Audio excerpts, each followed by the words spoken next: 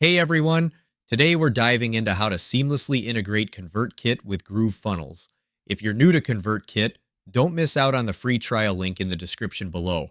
For those who are already set up, just log in and follow along. First up, you'll need to set up a Zapier account to connect ConvertKit with GrooveFunnels. Head over to the Zapier dashboard, click on Create, and then select Zaps. If you need any assistance, the Copilot is there to guide you. Select both ConvertKit and GrooveFunnels from the list of options and enter the required details on the right side of the screen. To connect your ConvertKit account, click Sign In and input the API key for ConvertKit. Go to ConvertKit, navigate to Developer Settings, and copy the secret key.